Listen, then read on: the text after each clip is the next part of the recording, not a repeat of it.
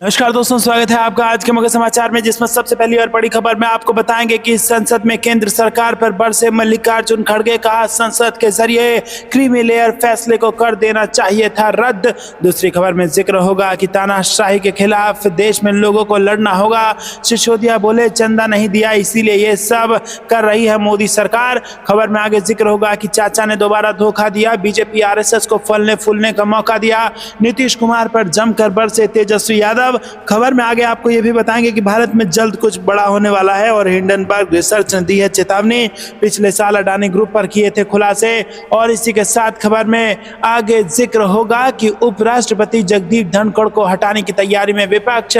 संविधान में ऐसा करने का क्या है नियम, वो आपको बताएंगे। तो दोस्तों, इस प्रकार की तमाम बड़ी खबरें आपके लिए लेके आए हैं, लेकिन उससे पहले अगर आपको भी ऐसा लगता है कि विपक्ष अब मजबूत हो चुका है और विपक्ष मजबूत बहुत ज्यादा सशक्त और पावरफुल भी हो चुका है, तो वीडियो कीजिए लाइक और चैनल को सब्सक्राइब करके बेल आइकन दबाकर कमेंट में लिखिए जय हिंद। रुक करते हैं सबसे पहली और बड़ी खबर की तरफ। संसद के जरिए क्रीमी लेयर फैसले को कर देना चाहिए था रद्द, केंद्र सरकार पर बरसे मल्लिकार्जुन खड़गे। जी हां दोस्तों, आरक्षण के मुद्दे पर देश में जारी रार के बीच कांग्रेस अध्यक्ष मल्लिकार्जुन खड़गे ने केंद्र की भाजपा सरकार पर आरोप लगाया है।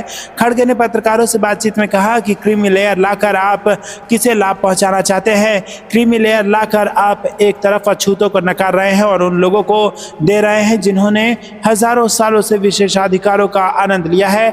मैं इसकी निंदा करता हूं। उन्होंने कहा कि 7 न्यायाधीशों की तरफ से उठाया गया क्रीमी लेयर का मुद्दा दर्शाता है कि उन्होंने एससी और एसटी के बारे में गंभीरता से नहीं सोचा। बता दें कि इस महीने की शुरुआत में मुख्य न्यायाधीश डीवाई चंद्रचूड़ की अगुवाई वाली सुप्रीम कोर्ट के 7 जजों की बेंच ने 6-1 बहुमत के फैसले में सुनाया था कि राज्य सरकारों को अनुभव जन्य आंकड़ों के आधार पर एससी सूची के भीतर समुदायों को उपवर्गीकृत करने की अनुमति है। सुप्रीम कोर्ट के जज जस्टिस बी.आर. गवई ने कहा था कि राज्यों को अनुसूचित जातियों और अनुसूचित जनजातियों के बीच भी क्रीमी लेयर की पहचान करने और उन्हें आरक्षण का लाभ देने से इनकार करने के लिए एक नीति विकसित करनी चाहिए। वहीं मल्लिकार्जुन खड़गे ने कहा कि जब तक छुआछूत रहेगी तब तक आरक्षण होना चाहिए और रहेगा, हम इसके लिए लड़ेंगे। कांग्रेस अध्यक्ष ने भाजपा पर आरक्षण खत्म करने की कोशिश करने का आरोप लगाया।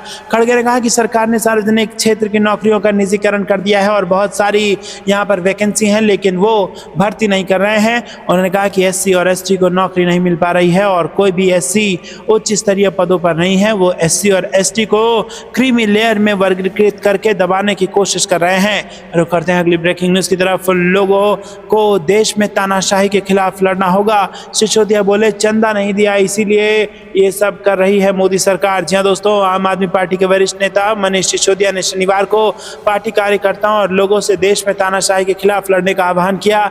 दिल्ली आबकारी नीति मामले में सिसोदिया को उच्चतम न्यायालय ने जमानत दे दी है। सिसोदिया ने भारतीय जनता पार्टी पर निशाना साधते हुए कहा कि ये लोग संविधान से ज्यादा ताकतवर नहीं हैं। सिसोदिया ने यहां पार्टी मुख्यालय में कार्यकर्ताओं को संबोधित करते हुए कहा कि हर व्यक्ति को इस तानाशाही के खिलाफ लड़ना होगा जो न केवल नेताओं को जेल में डाल रही है बल्कि नागरिकों को भी परेशान कर रही है। आम आदमी पार्टी के नेता ने दावा किया कि जब वो जेल में थे तो उन्होंने जमानत मिलने की उन्हें चिंता नहीं थी, लेकिन उन्हें ये देखकर पीड़ा हुई कि व्यापारियों को फर्जी मामलों में सलाखों के पीछे डाल दिया गया है, वो भी सिर्फ इसलिए कि उन्होंने भाजपा को चंदा नहीं दिया।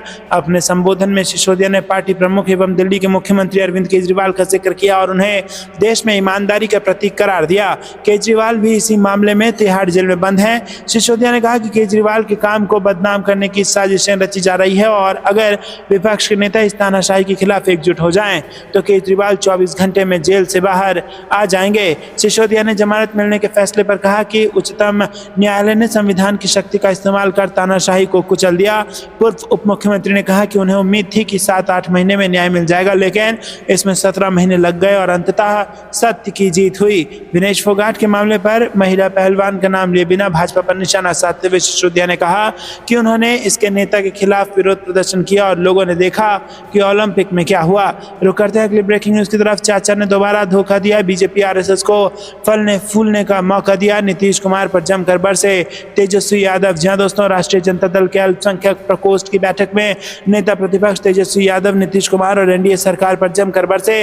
तेजस्वी यादव ने शनिवार को नीतीश कुमार पर हमला बोलते हुए कहा कि हमारे चाचा और बिहार के मुख्यमंत्री नीतीश कुमार ने वोटरों को धोखा दिया है।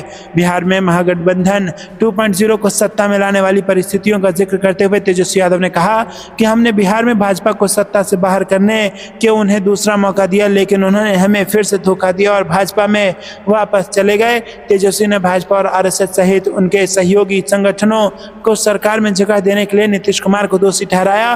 तेजस्वी यादव ने दावा किया कि राज्य में 15 साल के आरजेडी शासन में भाजपा और आरएसएस का आकार छोटा हो गया था, लेकिन बिहार में नीतीश के सत्ता में आने के बाद ये संगठन फल फूल गया। बिहार के मौजूदा राजनीतिक परिदृश्य के बारे में तेजस्वी यादव ने आरोप लगाया कि व्यापारिक सौदों ने पहले ही राजनीतिक दलों में विचारधारा की जगह ले ली है और उन्होंने प्रश्न पत्र लीक होने और पुल ढहने की लगातार घटनाओं के लिए नीतीश सरकार को खूब खरी खोटी सुनाई है। तेजस्वी ने राज्य में नौकरी भर्तियों के प्रति उदासीनता के लिए नीतीश पर हमला बोला और कहा कि जब मैंने भर्ती अभियान का प्रस्ताव रखा तो उन्होंने सवाल किया कि भर्ती अभियान का पैसा कहां से आएगा। नीतीश ने पहले कहा था कि इसके लिए पैसा क्या उनके पिताजी देंगे, लेकिन अब जब राज्य में महागठबंधन सत्ता में थी तो उन्हें ज्वाइनिंग लेटर बांटना पड़ा।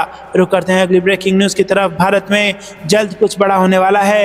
हिंडनबर्ग रिसर्च ने दी है इसकी चेतावनी। पिछले साल अडानी ग्रुप पर किए थे बड़े खुलासे। जी हाँ दोस्तों, हिंडनबर्ग जिसने पिछले साल जबरदस्त तहलका भारत में मचाया था, वो फिर से इस वक्त कुछ बड़े संकेत देने लगा है। जी हाँ दोस्तों, भारत के उद्योगपति गौतम अडानी ग्रुप को हिला देने वाली अमेरिकी short seller firm Hindenburg research ने एक बार फिर बड़ी चेतावनी जारी की है। हिंडनबर्ग रिसर्च ने सुबह सोशल मीडिया प्लेटफॉर्म एक्स पर एक पोस्ट किया है और उसमें उसने लिखा है कि भारत के लिए जल्द ही कुछ बड़ा है। ऐसे में कयासों का दौर शुरू हो गया है कि इस बार उसके निशाने पर कौन होगा। हालांकि किस बारे में और क्या बड़ा होने वाला है, इस बारे में हिंडनबर्ग ने कोई खुलासा नहीं किया है और कंपनी के इस पोस्ट को लेकर माना जा रहा है कि हिंडनबर्ग रिसर्च किसी भारतीय कंपनी के बारे में एक बार फिर बड़ा खुलासा करने वाला है। बता दें कि 24 जनवरी 2023 को हिंडनबर्ग रिसर्च की रिपोर्ट ने अडानी ग्रुप के प्रमुख गौतम अडानी को हिलाकर रख दिया था। हिंडनबर्ग रिसर्च ने अडानी ग्रुप को लेकर एक रिपोर्ट जारी की थी, जिसके बाद न सिर्फ अडानी ग्रुप की कंपनियों के शेयर डाउन हुए बल्कि पूरा का पूरा शेयर बाजार ही हिल गया था।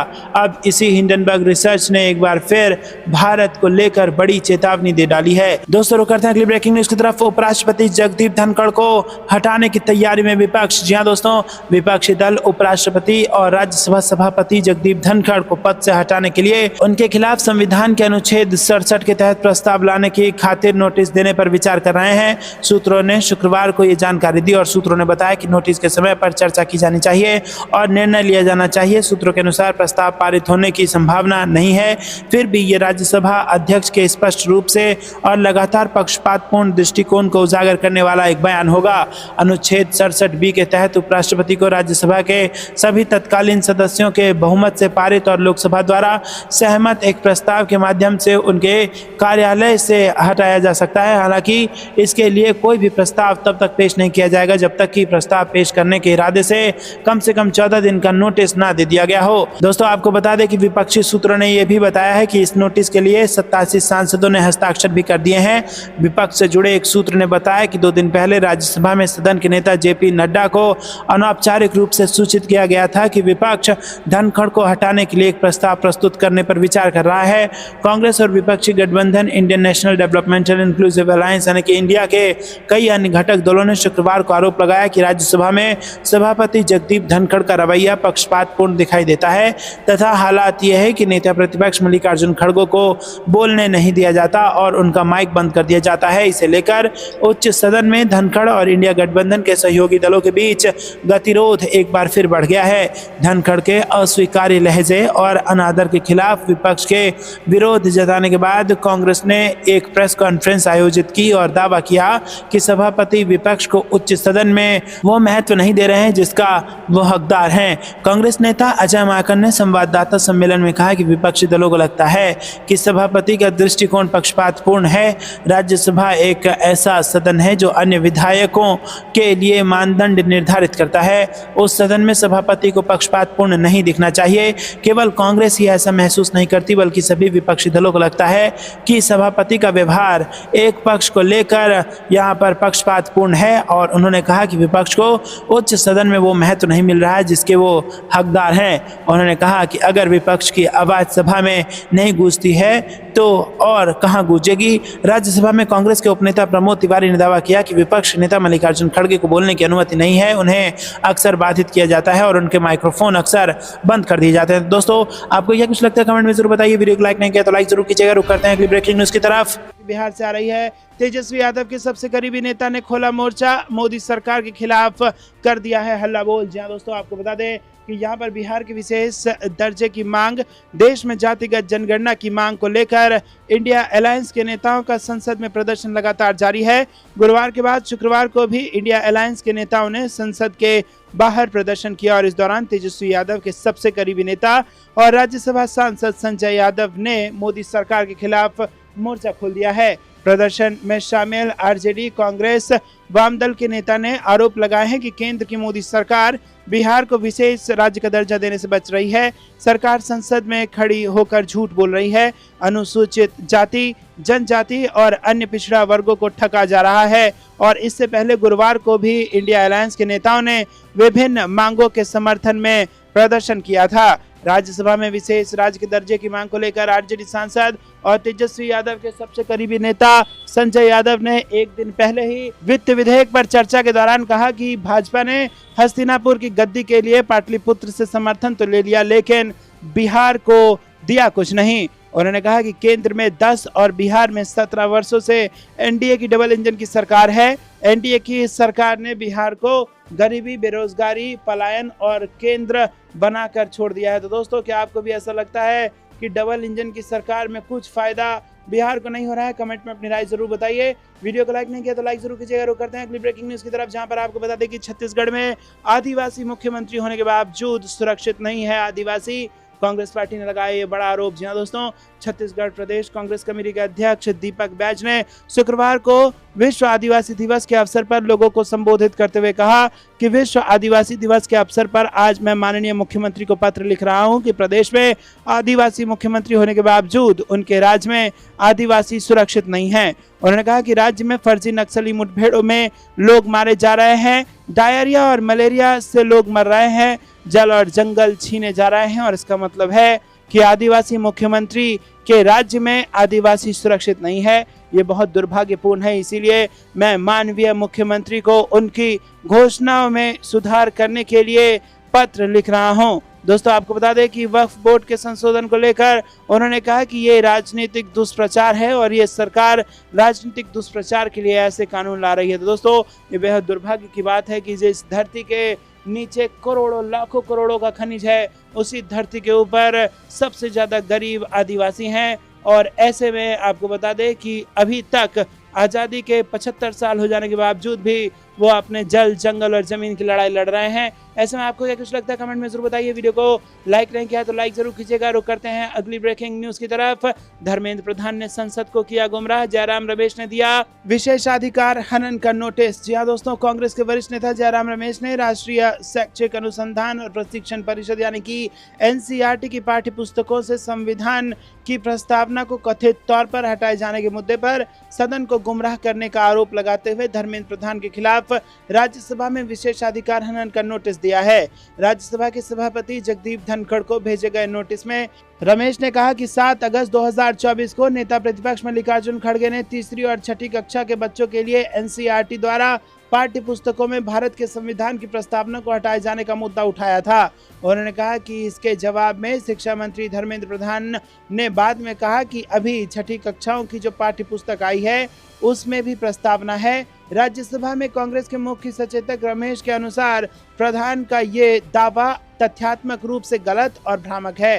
उन्होंने कहा कि अपने तर्क के समर्थन में मैं तीसरी कक्षा की पाठ्य पुस्तक लुकिंग अराउंड पर्यावरण अध्ययन नवंबर 2022 संस्करण हिंदी में पाठ्य पुस्तक जिसका शीर्षक रिमझिम 3 है और छठी कक्षा की पाठ्य पुस्तक की प्रतियां संलग्न कर रहा हूं। तो दोस्तों, यहाँ पर संविधान की प्रस्तावना को लेकर के जबरदस्त बहस छिड़ रही है और आरोप यह है कि एनसीईआरटी की किताबों से प्रीएम्बल ऑफ द कॉन्स्टिट्यूशन को हटाने का प्रयास किया जा रहा है। आपको कुछ लगता है? कमेंट में जरूर बताइए। रुक करते हैं अगली ब्रेकिंग न्यूज की तरफ। कांग्रेस सांसद ने विनेश फोगाट मामले में लोकसभा में स्थगन प्रस्ताव पेश किया और खेल मंत्री से बयान वापस लेने की मांग तक कर दी। जी दोस्तों, यहाँ पर खेल मंत्री के बयान के बाद जबरदस्त हंगामा देश में मचा हुआ है। कांग्रेस सांसद मणिकम टैगोर ने विनेश फोगाट मामले में खेल मंत्री के बयान की आलोचना करते हुए लोकसभा में स्थगन प्रस्ताव यानी कि एडजर्नमेंट मोशन पेश किया है। कांग्रेस सांसद ने अपने स्थगन प्रस्ताव में कहा है कि खेल मंत्री ने सदन में दिए अपने बयान में विनेश फोगाट की ट्रेनिंग पर 70 लाख रुपए खर्च करने की बात कही थी। कांग्रेस सांसद मणिकम टैगोर ने कहा है कि विनेश फोगाट राष्ट्रीय धरोहर हैं और हम से सिर्फ समर्थन और सम्मान चाहती हैं, न कि सिर्फ कोई वित्तीय आंकड़े। कांग्रेस सांसद ने खेल मंत्री से बयान वापस लेने की मांग की। दोस्तों इतना ही नहीं, मनोज झा जो कि आरजेडी के सांसद हैं, उन्होंने तो कहा था कि अगर ऐसे आपको आंकड़े गिनाने हैं कि कितना खर्च हुआ तो आप बताइए कि विदेशी यात्राओं में जो प्रधानमंत्री मोदी जाते हैं और उनके तमाम मंत्री जाते हैं उसमें देश के जो टैक्स पेयर्स हैं उनका कितना पैसा खर्च होता है। तो दोस्तों क्या आपको भी ऐसा लगता है कि जो राष्ट्रीय धरोहर है विनेश फोगाट, उनके ऊपर कितना खर्चा हो रहा है, ये गिनाने का सही समय सदन में था?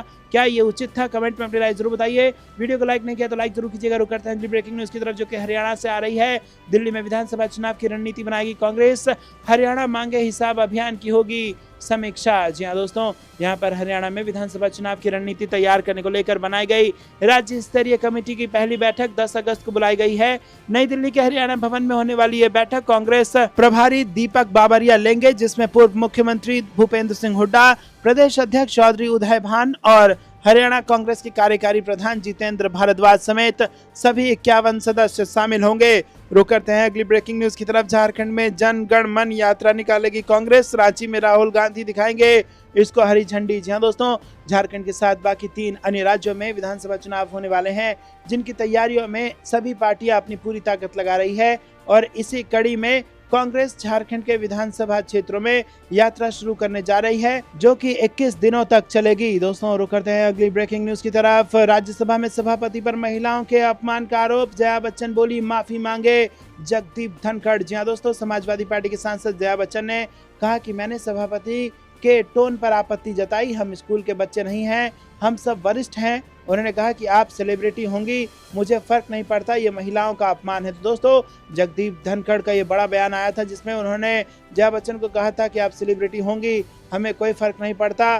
तो इसको जया बच्चन ने महिलाओं का अपमान करार दिया है और यहाँ पर आपको बता दें कि माफी तक की मांग उठा दी है जगदीप धनखड़ ने। रुक करते हैं अगली ब्रेकिंग न्यूज की तरफ। 10 साल में पहली बार हुआ ऐसा, मोदी सरकार का अटका कोई बिल जेपीसी में भेजा गया वक्फ विधेयक। जी हाँ दोस्तों, लोकसभा में गुरुवार को पेश किए गए वक्फ संशोधन विधेयक 2024 पर विपक्षी दलों के भारी विरोध को देखते हुए सरकार ने अब इस बिल को संयुक्त संसदीय समिति के पास भेजने का फैसला किया है। दूसरी तरफ सरकार ने राज्यसभा से वक्फ संशोधन विधेयक 2024 को वापस ले लिया। तो दोस्तों यहाँ पर जिस प्रकार से लेजिस्लेटिव, एग्जीक्यूटिव और इसी के साथ जुडिशरी के बीच में चेक एंड बैलेंस का संबंध होता है, वो पूरी तरीके से देखने को मिल रहा है और बहुत दिनों बाद ऐसा अवसर देखने को मिल रहा है जहां पर पार्लियामेंट जो है यानी कि लेजिस्लेटिव जो है वो एग्जीक्यूटिव पर चेक एंड बैलेंस यहां पर बनाती नजर आ रही है और जेपीसी में भेज दिया गया है इस विधेयक को। बहुत दिनों बाद ऐसा हुआ है कि जब मोदी सरकार का कोई बिल अटक गया हो और 10 साल में पहली बार ऐसा हुआ है कि जब उसको ज्वाइंट पार्लियामेंट्री कमेटी में भेजकर कार्यपालिका, न्यायपालिका और विधायिका के बीच में एक बैलेंस देखने को मिल रहा है। रुक करते हैं अगली ब्रेकिंग न्यूज की तरफ। कांग्रेस अध्यक्ष ने झारखंड के नेताओं के साथ की बैठक, खड़गे बोले फिर बनाएंगे सरकार। जहां दोस्तों झारखंड से बड़ी खबर, झारखंड में विधानसभा चुनाव को लेकर कांग्रेस का शीर्ष नेतृत्व रणनीति बनाने में जुटा हुआ है और इसी कड़ी में कांग्रेस के राष्ट्रीय अध्यक्ष मल्लिकार्जुन खड़गे ने गुरुवार को नई दिल्ली में झारखंड कांग्रेस के प्रमुख नेताओं से मुलाकात की और इस दौरान उन्होंने कहा कि प्रदेश में एक बार फिर इंडिया गठबंधन की सरकार बनाने की रणनीति को सफल बनाने में जुट जाएं। रुक करते हैं अगली ब्रेकिंग न्यूज की तरफ, जिसमें आपको बता दें दोस्तों कि यहाँ पर मनीष सिसोदिया को सुप्रीम कोर्ट से मिल चुकी है जमानत, 17 महीने बाद जेल से बाहर आएंगे। जी दोस्तों, आपको बता दें आबकारी नीति मामले में दिल्ली के पूर्व उप मुख्यमंत्री सिसोदिया को 17 महीना जेल में रहने के बाद जमानत मिल गई है और सुप्रीम कोर्ट ने मनीष सिसोदिया को जमानत दे दी है। इस मामले पर आदेश जस्टिस BR गवई और जस्टिस KV विश्वनाथ की पीठ ने 3 दिन पहले 6 अगस्त को ही सुरक्षित रख लिया था।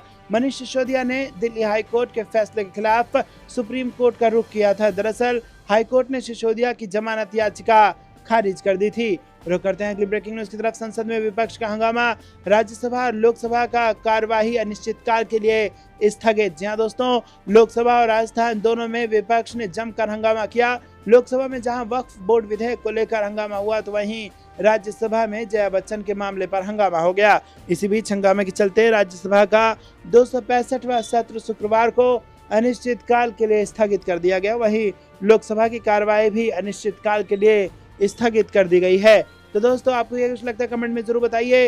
ये थी दिन भर की सारी जरूरी और बड़ी खबरें। अंत तक बने रहने के लिए बहुत बहुत धन्यवाद। जाने से पहले वीडियो को लाइक और चैनल को सब्सक्राइब करके बेल आइकन दबाकर कमेंट में लिखे जय हिंद। अभी के लिए इतना ही। जय हिंद, जय भारत।